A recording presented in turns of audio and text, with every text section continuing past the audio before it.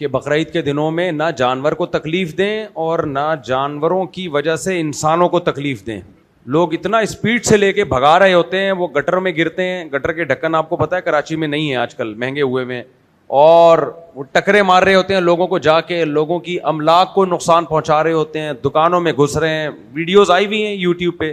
تو ایک مذہبی رسم ہے, اس کا مذاق نہ اڑوائیں. نبی صلی اللہ علیہ وسلم نے, میں بار بار وہ حدیث پیش کرتا ہوں کہ راستے میں کوئی تکلیف دہ چیز کو نہ ہٹائے اس کو مومن نہیں قرار دیا. تو جو تکلیف کا ذریعہ بنے وہ کیسے مومن ہو سکتا ہے؟ المسلم من سلم المسلمون من لسانہ و یدہ. حدیث میں آتا ہے مسلمان وہ ہے جس کی زبان اور ہاتھ کے شر سے دوسرے محفوظ رہیں. تو آپ نے بقرعید میں کوشش کرنی ہے کہ آپ کی زبان اور ہاتھ اور جانور کے شر سے پڑوسی محفوظ رہیں, آپ کے گلی محلے والے محفوظ رہیں. جس طرح سے بھگا رہے ہوتے ہیں, بوڑھے لوگ بھی ہوتے ہیں, وہ بعض دفعہ بے قابو ہو جاتا ہے جانور. تو میں نہیں کہہ رہا کہ ٹہلائیں نہیں, ٹہلانے کے لیے نکلیں, لیکن ایک لمٹ کے اندر ہونے چاہیے یہ سارے کام. اور سب سے بڑی بات یہ کہ جو غلاظت پھیلائی جاتی ہے نا بقرعید کے دنوں میں, اف, آپ نے اتنا پیسہ جانور پہ خرچ کر دیا, تھوڑا سا صفائی پہ خرچ کیوں نہیں کر دیتے بھائی؟ ایسا صاف ستھرا کر دیں کہ لگے ہی نہیں کہ یہاں کوئی قربانی ہوئی ہے. خون پڑا ہوا ہوتا ہے کئی کئی دنوں تک, اس میں سے بدبو آ رہی ہوتی ہے, بیماریاں پھیلتی ہیں اس سے. تو بھائی تکلیف سے بچانا ہے. اور انہوں نے جو بات کہی ہے کہ فرض نماز تو فرض ہے نا, قربانی واجب ہے, فرض کا درجہ واجب سے زیادہ ہے. فجر کی نماز نہیں پڑھتے اور قربانی کو زیادہ فوکس کیا ہوا ہے. قربانی چھوڑنا بھی گناہ ہے, لیکن فجر کی نماز چھوڑنا اس سے زیادہ بڑا گناہ ہے. تو یہ بات بھی درست ہے کہ قربانی بھی کریں, لیکن فرائض واجبات تو بھائی فرائض تو پہلے ہے نا. فرض نماز کی اہمیت قربانی سے زیادہ ہے. بعض لوگ قربانی والے دن ظہر کی نماز جماعت سے چھوڑ دیتے ہیں, مصروف اتنے تھے. بھائی وہ نماز جماعت سے ہی پڑھنی پڑے گی جب تک کوئی شرعی عذر نہ ہو, اس کا خیال کریں. اور بھائی کوئی سوال پوچھنا چاہیں یہاں سے؟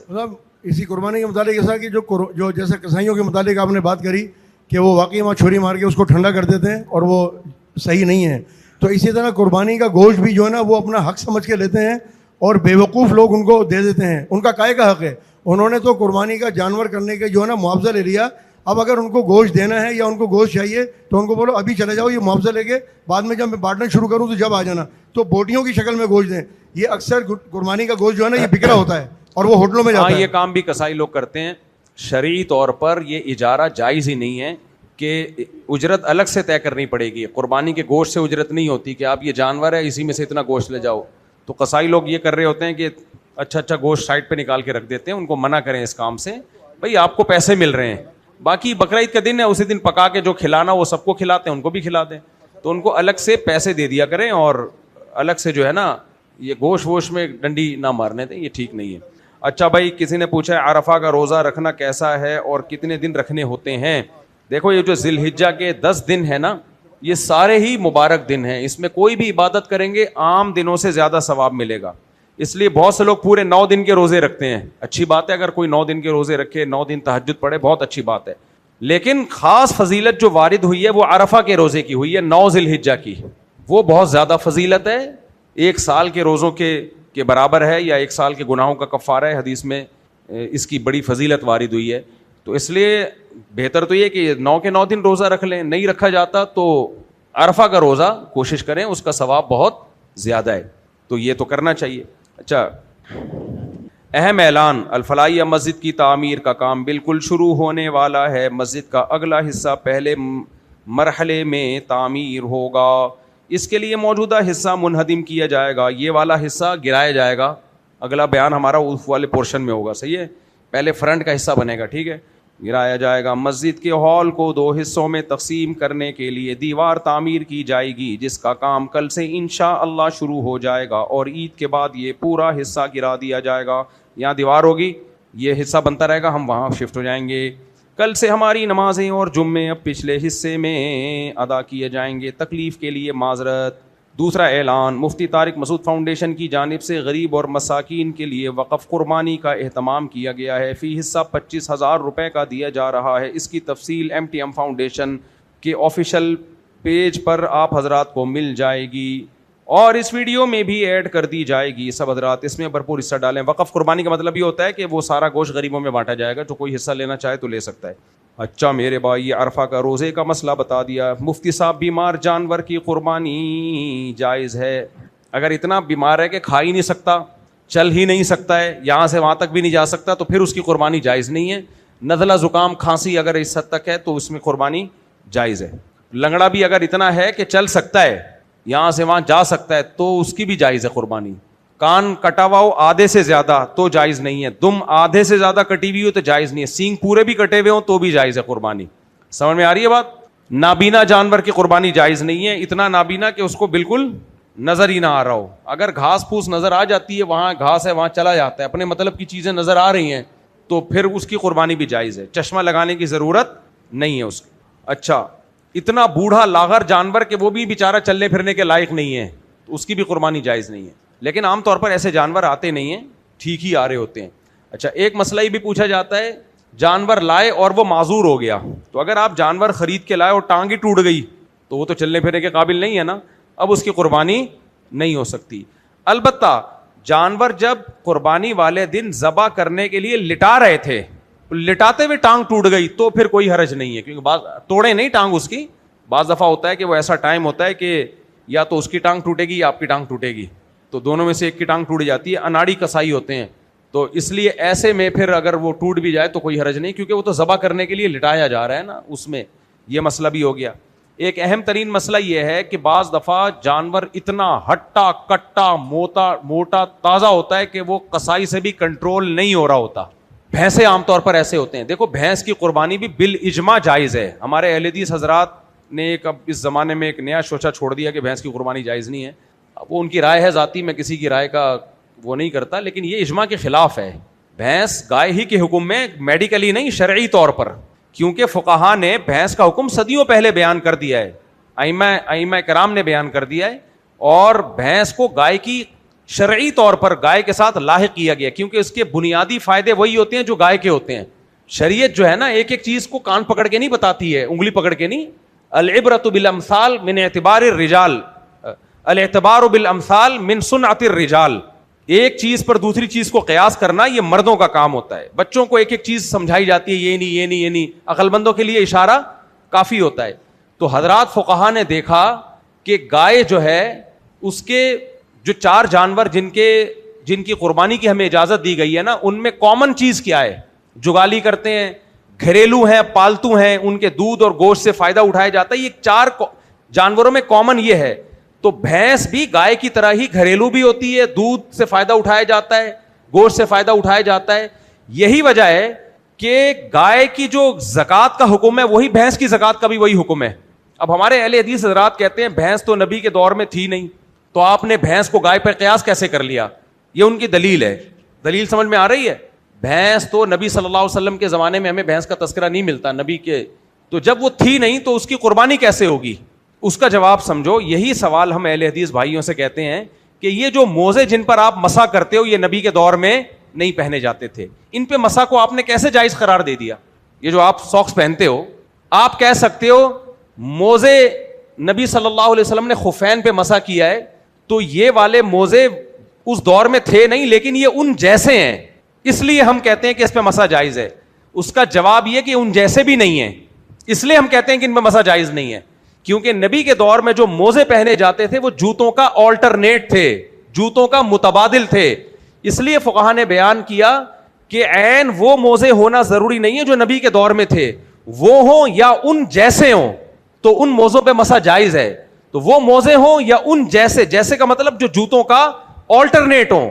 اس لیے فقہا نے بیان کیا عین وہ موزے ہونا ضروری نہیں ہے جو نبی کے دور میں تھے, بلکہ ان جیسے اگر موزے ہوں گے جو جوتوں کا آلٹرنیٹ ہو سکتے ہیں تو ان پہ بھی مسح جائز ہے. جبکہ آپ نے موزوں پہ تو ایسا قیاس کیا کہ وہ جیسے بھی ضروری نہیں, بس موزہ ہونا کافی ہے. اور بھینس جو بالکل گائے جیسی ہے بیسک چیزوں میں, اس پہ آپ کہہ رہے ہو قربانی جائز نہیں ہے. تو زکوٰۃ کیسے ہو گئی پھر بھینس پہ؟ کیونکہ ہمیں تو گائے کی زکوٰۃ کا ہمیں ملتا ہے, بھینس کی زکوٰۃ کا تو ہمیں حکم, بھائی شریعت میں بھینسوں کی زکوٰۃ کا تو حکم بیان ہی نہیں ہوا ہے, لیکن پوری امت کا اجماع ہے بھائی جو گائے کی جس گائے کی جیسے زکوٰۃ نکلتی ہے ویسے ہی زکوٰۃ کس کی نکلے گی؟ بھینس کی بھی نکلے گی. وہاں آپ کہتے ہو کہ گائے اور بھینس ایک جیسے ہیں, قربانی میں کہتے ہو ایک جیسے نہیں ہے. تو اس لیے میں عرض کرتا ہوں کہ اہل حدیث حضرات قابل احترام ہونے کے باوجود ان کے اندر وہ اجتہادی صلاحیت نہیں ہے جو اللہ نے ائمہ کرام کو صلاحیتیں دی تھیں, جو فقہا کو محدثین کو صلاحیتیں دی تھیں. اس لیے اس بارے میں اہل حدیث کی رائے بالکل کالعدم ہے. بھینس کے بارے میں جو, اور پرانے اہل حدیث جتنے ملتے ہیں وہ سارے بھینس کی قربانی کو جائز قرار دیتے تھے. ہمیں تو یاد ہے ہم بچپن میں اہل حدیثوں سے یہ سوال پوچھتے تھے کہ بھینس کی قربانی تو کسی حدیث میں نہیں ہے, تم اس کو جائز کیسے کہتے ہو. ہم تو ان سے سوال پوچھتے تھے اور پھر یہ حجت تام کرتے تھے کہ ہر مسئلے کا حدیث میں ہونا ضروری نہیں ہے, تو اہل حدیث خاموش ہو جاتے تھے. اب جو نئے اہل حدیث آئے انہوں نے تو مسئلہ ہی اڑا دیا, انہوں نے کہا بھینس کی قربانی جائز نہیں ہے.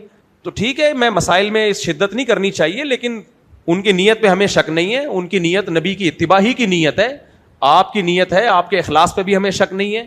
آپ کو بھینس کی قربانی ناجائز قرار دے کر آپ کو کیا مفاد اس سے حاصل ہو رہا ہے, آپ کی نیت پہ ہمیں شک نہیں ہے. لیکن میں پبلک کو یہ بتانا چاہتا ہوں کہ اہل حدیث مخلص بھی ہو سکتے ہیں, اہل علم بھی ہو سکتے ہیں, لیکن ان کے اندر وہ تفقہ, وہ بصیرت, جو میں اپنی بات نہیں کر رہا, جو اللہ نے مجتہدین کو دی تھی. میں دیوبندیوں کی بات نہیں کر رہا کہ دیوبندیوں کے اہل حدیث سے مقابلہ یا بریلویوں کا, نہ. جو اللہ نے بصیرت ائمہ مجتہدین کو دی ہے وہ اہل حدیث علماء میں وہ نہیں ہے. تو سب کے سب جائز قرار دیتے آئے ہیں بھینس کی قربانی کو, اور اس کو گائے قرار نہیں دیا ہے. گائے الگ چیز ہے, بھینس الگ چیز ہے. گائے کے ساتھ لاحق کیا, لاحق, یہ قیاس بھی نہیں ہے, الحاق ہے. الحاق الگ چیز ہوتی ہے, قیاس الگ چیز ہوتی ہے. الحاق اور قیاس میں بھی فرق ہے. تو جیسے ہم جو موزوں پہ مسا جائز قرار دیتے ہیں, وہ موزے جن میں پانی سرایت نہ کرتا ہو, جن کو پہن کے دور تک چلا جا سکتا ہو, ان موزوں کو ہم نے نبی کے دور والے موزوں پہ قیاس نہیں کیا ہے, بلکہ انہی کی قسم میں داخل کیا ہے. حالانکہ یہ وہ والے موزے تھوڑی ہیں, لیکن مثال کے طور پر نبی کے دور میں تو چمڑے کے موزے تھے, ہم کہتے ہیں پلاسٹک کا موزہ, اس پہ بھی مسا جائز ہے.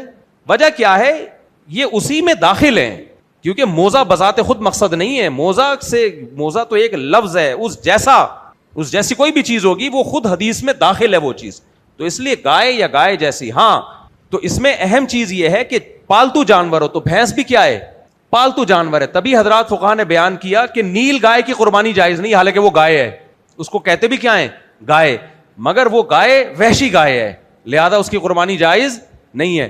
ہرن کی قربانی جائز نہیں ہے, حالانکہ وہ بکرے جیسا ہے, لیکن بکرے جیسا اس لیے نہیں ہے کہ بکرا پالتو ہوتا ہے, ہرن پالتو نہیں ہوتا. آپ کہہ سکتے ہو گھر میں پالا ہوا ہرن, گھر میں پالا ہوا وہ تو ایک وقتی ہے نا, اصل تو یہ وحشی جانور ہے.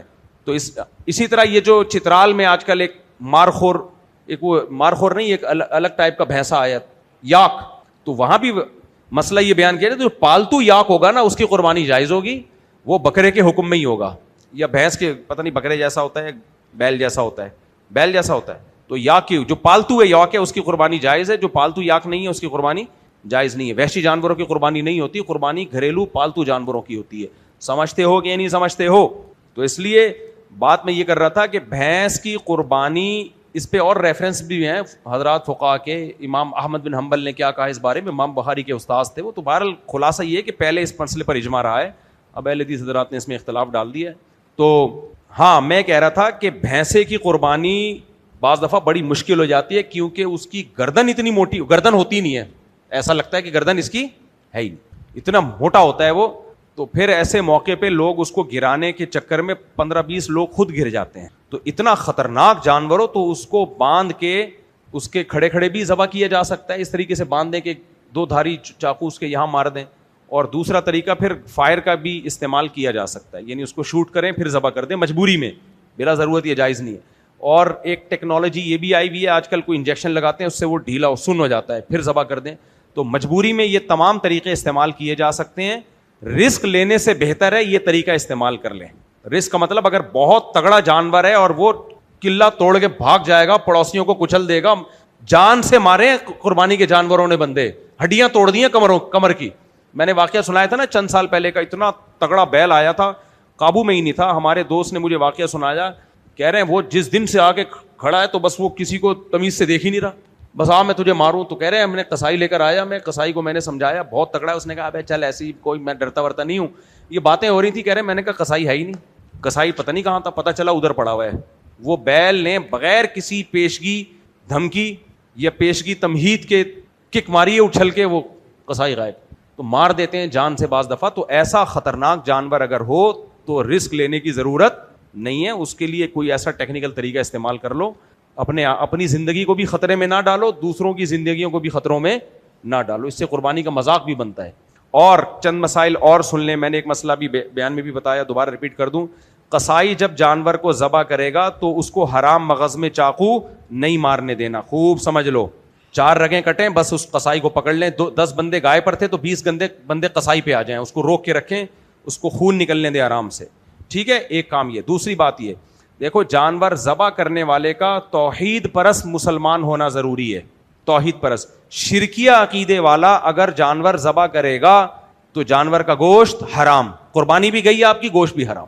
بعض لوگوں کا عقیدہ ہی نہیں پتا ہوتا, بس وہ منہ میں گٹکا ہوتا ہے, وہ ذبح کر رہے ہوتے ہیں, حالانکہ وہ شرک کرتے ہیں, مزار پرست ہوتے ہیں, وہ قبروں پہ سجدہ کرنے والے ہوتے ہیں, یا رسول اللہ مدد, یا علی مدد کے نعرے لگانے والے ہوتے ہیں, یا غوث آدم مدد کے نعرے لگانے والے ہوتے ہیں.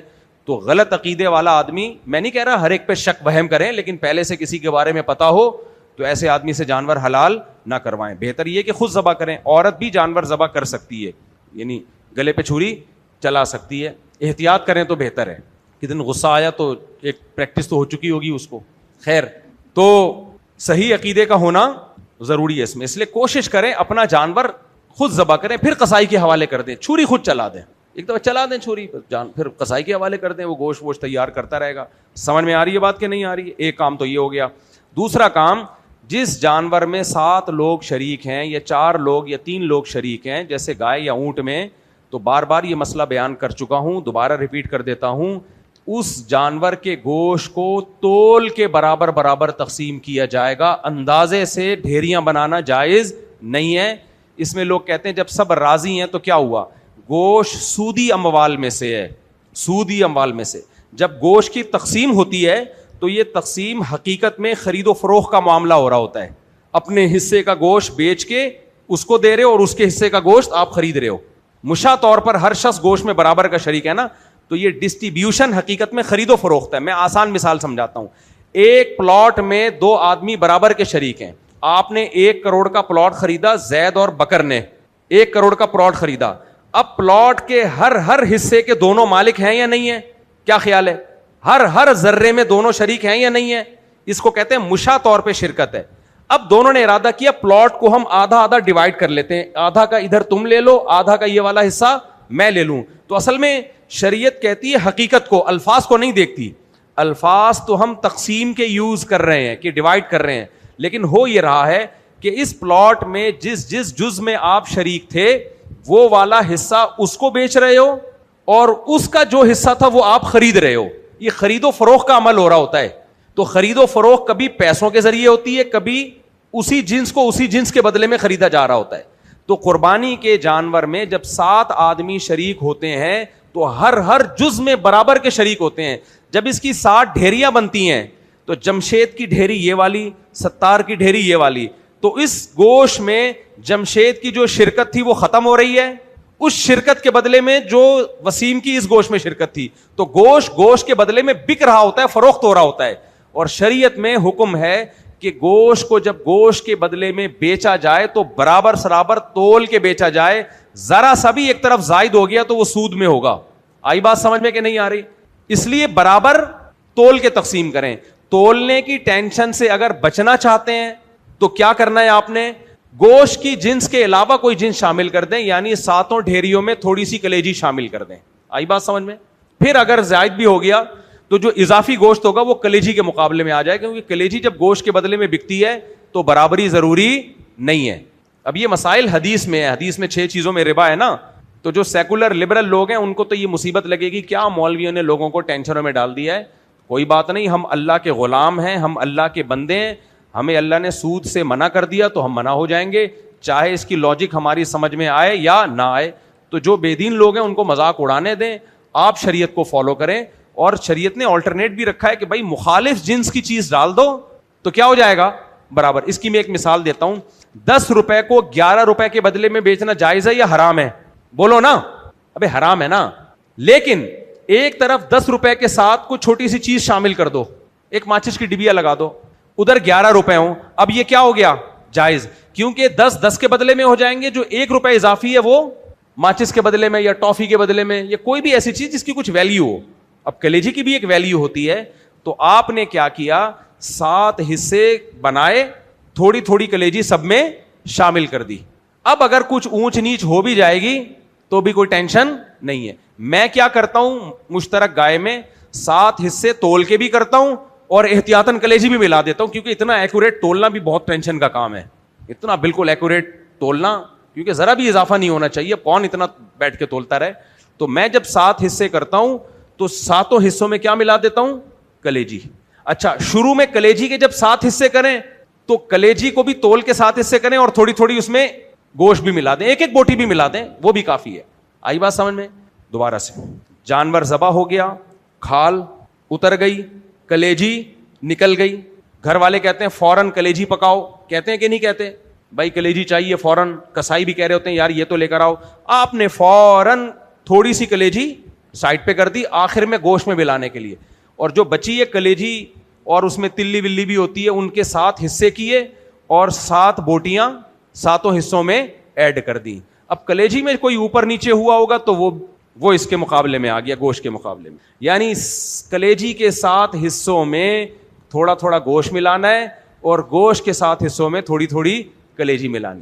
کلیجی سے بچنا چاہتے ہیں پائے بھی ملا سکتے ہیں, 4 پائے 4 حصوں میں ملا دیے اور باقی 3 حصوں میں کلیجی ملا دی, کیونکہ پایا بھی وہ گوشت کی جنس میں سے نہیں ہے. سیری بھی ملا سکتے ہیں کیونکہ سیری کو بھی گوشت کی جنس نہیں سمجھا جاتا عرف میں, لیکن سیری تو کٹتی ہے, وہ تو اکثر لوگ پھینک ہی دیتے ہیں, اس میں ٹینشن زیادہ ہے. کلیجی کا ملانا آسان ہے. تلی بھی کلیجی ہی میں داخل سمجھی جائے گی, تلی ہے, کلیجی ہے, یہ سب چیزیں, پوٹے, دل وغیرہ یہ بھی ملا سکتے ہیں. آئی بات سمجھ میں؟ تو 7 حصے جب کرنے ہیں تو پھر اس طریقے سے کرنے پڑیں گے, ورنہ گوشت ہی حرام ہو جائے گا سودی اموال کی وجہ سے. بعض لوگ گوشت کو تقسیم ہی نہیں کرتے, جیسے 7 بھائی ایک پورشن میں رہتے ہیں, ایک بڑے ڈی فریزر میں سارا گوشت رکھنا ہے, تو اگر تقسیم ہی نہیں کرنا ہے تو پھر پورا گوشت ڈال دیں فریزر میں, جو نکال کے کھاتا رہے گا. لیکن جب بھی تقسیم کا عمل ہوگا اس میں یہ پروسیس آپ کو کرنا پڑے گا. سمجھ میں آ رہی ہے بات کہ نہیں آ رہی ہے؟ یہ کرنا پڑے گا آپ. بعض دفعہ یہ ہوتا ہے ایک بھائی اوپر والے پورشن میں رہتے ہیں, 6 بھائی نیچے رہتے ہیں, اب اس کا ایک کا حصہ نکالنا ہے نا, تو اس میں پھر یہ 6 حصوں میں ڈیوائڈ کرنا پڑے گا آپ کو. ایک کا بھی نکلے گا نا حصہ تو نکلے گا اسی طریقے سے. سمجھ میں نہیں آ رہی ہے بات؟ تو وہ کرنا پڑے گا آپ کو. ہاں یہ کر سکتے ہیں کہ ایک بھائی کا حصہ نکالنا ہے, اس نے کہا تولنے کی ضرورت نہیں, مجھے تھوڑا سا گوشت ویسے ہی دے دو, تو تھوڑا سا گوشت میں تھوڑی سی کلیجی ملا کے دے دیں, کیا جا رہا ہے, تھوڑے سے گوشت میں کیا کر دیں, کلیجی ملا کے دیں, تو اس میں ٹینشن کون سی ہے؟ لیکن ایک شریعت کا لا ہے, ضابطہ ہے, اس کو پورا کرنا پڑے گا. ورنہ دیکھا جائے تو 10 روپے کے بدلے 11 روپے لینے میں کیا جا رہا ہے بھائی, سودی اموال ہے. حضرت بلال رضی اللہ تعالیٰ عنہ نے کھجوریں دی تھیں, پرانی کھجوریں دے کے نئی کھجوریں لی ہیں, یا نئی کھجوریں دے کے پرانی کھجوریں زیادہ لے لی تھیں, تو کھجور کے بدلے میں برابر ضروری ہے. نبی نے فرمایا ہوا عین الربا, اے بلال یہ تو خالص سود ہے, تو خالص سود ہے. کھجور کو کھجور کے بدلے میں برابر بیچا جائے گا. جیدھا و ردیھا سواء, چاہے پرانی ہو یا نئی ہو, اس سے کوئی فرق نہیں پڑتا. تو یہ جو ربوی اموال کہلاتے ہیں, اس کو سودی اموال, کہ ان میں ضروری ہے. ہاں گوشت کو جب پیسوں کے بدلے میں خریدا جائے تو پھر تو اختیار ہے. ہاں ہاں ہاں ہاں, قرض لے کے بھی قربانی ہو جاتی ہے, اور 2 بندے ایک گائے میں حصہ ڈال دیں تو بھی ہو جاتی ہے. 2 برابر حصے بھی کر سکتے ہیں. گائے میں 7 حصے ہونا ضروری نہیں ہے, خوب سمجھ لو. 7 کا مطلب ہوتا ہے 7 سے زیادہ حصے نہیں ہو سکتے. پورا محلہ ایک گائے میں شریک ہو گیا, یہ نہیں ہو سکتا. یہ بھی ٹھیک ہے, دیکھو سب طرح سے جائز ہے. 2 بندے آدھی آدھی گائے کر لیں, 2 بندوں میں یوں کر لیں, ایک کا ایک حصہ باقی کے 6 حصے, یہ بھی درست ہے. 2 بندے یوں کر لیں, 1/3 گائے ایک کی, 2/3 دوسروں کی, 2 حصے ایک کے, اس طرح بھی یعنی ایک کا حصہ 7ویں حصے سے کم نہیں ہونا چاہیے, 7ویں سے اضافی جتنا مرضی ہو جائے. سب طرح سے جائز ہے. یہ بھی جائز ہے کہ کسی نے پیسے نہ ملائے ہوں لیکن فری پھوکٹ میں اس کا حصہ ڈال دیں. اب دیکھو میں گھر کے لیے بچڑا لے کر آیا ہوں, میرے 4 گھروں کے 4 حصے ہیں. گھر والوں کی قربانی میں خود اپنے پیسوں سے کرتا ہوں, زکوٰۃ اپنے پیسوں سے نہیں دیتا. گھر والوں کو بولتا ہوں زکوٰۃ, وجہ اس کی کہ تاکہ ان کو بھی خرچ کرنے کی عادت ہو نا. بھائی ہمارے ذمے جہاں سخاوت کا مظاہرہ ہے وہاں ہی گھر والوں کی تربیت بھی تو ہے نا. تو بیوی کو بولا کرو سونے کی زکوٰۃ خود نکالو, تاکہ اس کو بھی تو اللہ کی راہ میں دینے کی عادت پڑے. غصہ آ رہا ہے مجھے, سمجھا, اس کو بھی تو عادت پڑے نا بھائی, زکوٰۃ تو نکالو, صدقہ خیرات تو نکالو. لیکن قربانی میں چونکہ خرچہ زیادہ ہوتا ہے تو اس لیے قربانی میں گھر والوں کی خود کرتا ہوں. تو 4 حصے. میرا حصہ, ہمارے ایک دوست ہیں برما میں, بڑے پیارے دوست ہیں, انہوں نے کہا آپ کا حصہ میں اپنی گائے میں یہاں ڈال رہا ہوں, پھر کھائیں گے بھی وہ خود ہی, وہاں سے گوشت نہیں پہنچائیں گے. تو میری قربانی وہاں ہو گئی. اب اس میں میرے پیسے خرچ نہیں, وہ فی سبیل اللہ انہوں نے میرا حصہ اپنی گائے میں ڈال دیا. تو میں نے کہا ٹھیک ہے, میرا حصہ تو برما میں ہو جائے گا, میری قربانی ہو گئی. گھر والوں کے 4 حصے میں نے اپنے بچڑے میں ڈال دیے. اب میرا جو فری پھوکٹ کا ہو رہا ہے وہ میرا واجب ادا ہو گیا. میں یہ اس لیے ڈیٹیل بتا رہا ہوں کہ قربانی جو آپ کے ذمہ واجب ہے اس میں یہ ضروری نہیں ہے کہ آپ کے پیسے خرچ ہوں. اگر آپ کا بڑا بھائی چھوٹے بھائی کی طرف سے حصہ ڈال دیتا ہے تو بھی قربانی ہو جاتی ہے. بیوی نے پیسے نہیں دیے لیکن آپ نے بیوی کی طرف سے قربانی کر دی تو بھی اس کی قربانی اگر اس پہ واجب بھی تھی ادا ہو گئی. بیگم بعض دفعہ زیادہ مالدار ہوتی ہے, شوہر غریب ہوتا ہے, اول تو ہوتا نہیں ہے ایسا, اس کو رشتہ ملتا کہاں ہے غریب آدمی کو, لیکن بعض دفعہ ہو جاتا ہے. تو بیگم نے شوہر کی طرف سے قربانی کر دی, وہ بھی ہو جائے گی, اس میں شوہر کے پیسے ہونا ضروری نہیں ہے. بعض دفعہ ابا گائے لے کر آتے ہیں, سب بچوں کے نام کر دیتے ہیں, یہ تیرا حصہ, یہ حصہ, یہ فلانا حصہ, یہ بھی ٹھیک ہے, تو سب کے پیسے ہونا ضروری نہیں ہے, تو واجب ادا ہو جاتا ہے. دیکھو آپ کو فری پھوکٹ میں کوئی حج کرا کے لے آئے نا تو حج ادا ہو جائے گا, آپ کا فرض ادا ہو جائے گا. تو قربانی پہ آپ کا اپنا پیسہ خرچ ہونا ضروری نہیں ہے. فی سبیل اللہ اگر آپ کی طرف سے کوئی قربانی کر دے تو بھی آپ کی قربانی ہوگی, لیکن مالک اس گوشت کے پھر آپ ہی ہوگے. اب میں تو برما سے منگوا نہیں سکتا نا گوشت, صحیح ہے نا, لیکن اس گوشت کے مالک پھر آپ ہی ہوگے. یہ نہیں ہو سکتا کہ ملکیت نہ ہو, کیونکہ ملکیت ہوگی اس میں, اس سے بھی قربانی ادا ہو جاتی ہے. ایک بات ہو گئی. مرحومین کی طرف سے بھی قربانی ادا ہوتی ہے, اس کا ثواب مرحومین کو ملتا ہے, لیکن مالک آپ ہی ہوتے ہو, لہذا آپ اس کا گوشت پورا خود بھی کھا سکتے ہو, صدقہ بھی کر سکتے ہو. لوگ اپنے مرحوم والدین کی طرف سے قربانی کر رہے ہوتے ہیں تو کہتے ہیں اس کا گوشت ہم کھا سکتے ہیں. بھائی آپ مالک ہو, اس کے ثواب آپ کے والدین کو پہنچے گا. تو اکیلے ایک ایک حصہ بھی مرحومین کی طرف سے ہو سکتا ہے, ابا کی طرف سے ایک حصہ, ایک اماں کی طرف سے, اور یہ بھی ہو سکتا ہے کہ ایک ہی حصے میں دونوں کی نیت کر لو آپ. سمجھ میں آ رہی ہے بات؟ ایک ہی حصے میں ماں باپ کی نیت کر لی کہ میرے ماں باپ کی طرف سے ایک حصہ ہے. مرحومین زندہ کی طرف سے اگر کر رہے ہو تو ایک حصہ ایک آدمی کی طرف سے ہو سکتا ہے, اور وہ پھر اس حصے کا مالک ہوگا. سمجھ میں آ رہی ہے بات؟ پھر اس میں یہ نہیں کہ یہ ایک حصہ میں نے جمشید کی طرف سے بھی, غفار کی طرف سے بھی, ستار کی طرف سے بھی, وہ نہیں ہوگا. مرحومین میں تو جتنے بھی زیادہ ہوں کوئی فرق نہیں پڑتا, لیکن جو زندہ لوگ ہیں ان میں ایک کی طرف سے ایک حصہ ہوگا اور وہ اس حصے کا پھر مالک بھی وہی ہوگا. سمجھ میں آ رہی بات؟ ایک اہم بات, ایک اور مسئلہ سن لیں. قربانی کے جو 7 حصے ہوتے ہیں, 7 کے 7 میں کوئی حرام آمدن والا اگر شامل ہو گیا تو کسی کی بھی قربانی نہیں ہوگی. پہلے سے شک وہم نہ کریں, لیکن کسی کے بارے میں غالب گمان ہو کہ اس کی آمدن میں زیادہ آمدن حرام ہے. بعض دفعہ مکس آمدن ہوتی ہے, پتہ نہیں ہوتا کہ حلال زیادہ ہے حرام زیادہ ہے, اس میں بھی ہم یہ فرض کر لیں گے کہ حلال سے دے رہا ہوگا. شریعت نے حتی الامکان ہمیں آسانی دی ہے کہ اچھا سوچو کسی کے بارے میں. کسٹم میں کوئی شخص ہے, جائز تنخواہ بھی آ رہی ہے, اوپر کی آمدن بھی ہے, ہمیں نہیں پتا کہ اس کی حلال زیادہ ہے حرام زیادہ ہے, ہم یہی فرض کر لیں گے یار اپنے حلال پیسوں سے ہی دے رہا ہوگا, اگرچہ بہت مشکل ہے لیکن انشاءاللہ قربانی حلال پیسوں سے کر رہا ہوگا, ہم یہ فرض کر لیں گے. لیکن اگر آپ کو پتا ہے کہ اس کی تنخواہ بہت تھوڑی ہے, پہلے سے پتا ہے آپ کو, اوپر کی آمدن بہت زیادہ ہے, اور غالب گمان یہ ہے کہ یہ اسی اوپر آمدن والی آمدن سے ہی حصہ ڈال رہا ہے, تو پھر آپ اس گائے میں حصہ نہ لیں. اس کی تو ہوگی نہیں, آپ کی بھی نہیں ہوگی, اور گوشت بھی جائز نہیں ہوگا. سمجھ میں آ رہی ہے بات؟ اسی طرح کوئی سودی بینک میں جاب کرتا ہے, ایسے ڈپارٹمنٹ میں جہاں وہ کسی بھی طرح سے سودی معاملے میں انوالو ہو رہا ہے, جیسے سودی بینک میں کوئی مینیجر ہے, وہ تو سارا سود کا کام ہی اسی کی نگرانی میں ہو رہا ہے, یا سودی بینک میں کوئی اکاؤنٹ کھلوانے کے لیے بیٹھا ہوا ہے, وہ تو اکاؤنٹ کھول کے دے رہا ہے نا, سودی اکاؤنٹ. تو اس طرح کی کوئی جاب اگر سودی بینک میں ہو تو ایسے شخص کی آمدن بھی حرام ہے, وہ بھی اگر قربانی کی گائے میں حصہ ڈالے گا تو سب کی قربانی کیا ہو جائے گی؟ خراب. البتہ سودی بینک میں ایسے شعبے میں جاب کر رہا ہے جس میں سود میں اس کی انوالومنٹ نہیں ہے, الیکٹریشین ہے, کوئی کارپینٹر ہے, یا صرف گیس بجلی کے بل جمع کرانے کے لیے بعض دفعہ بندہ بیٹھا ہوا ہوتا ہے, یا چوکیدار ہے, تو اس ٹائپ کا آدمی جس کی کوئی انوالومنٹ ہی نہیں ہے سود میں, تو اس کی تنخواہ جائز ہے. ہاں اسلامک بینک میں کوئی جاب کرتا ہے تو بہرحال اس کی تنخواہ جائز ہے, یا سودی بینک کی اسلامک ونڈو میں کوئی جاب کر رہا ہے تو بھی اس کی تنخواہ جائز ہے. انشورنس کمپنی میں جاب کر رہا ہے, اس میں بھی پھر یہی دیکھا جائے گا کسی ایسے کام میں انوالو ہے جس کا جوئے یا سود سے لینے دینا, تو اس کی تنخواہ بھی حرام ہے. تو اس کو بھی شریک کرنے سے بچیں آپ اپنے ساتھ حصے میں.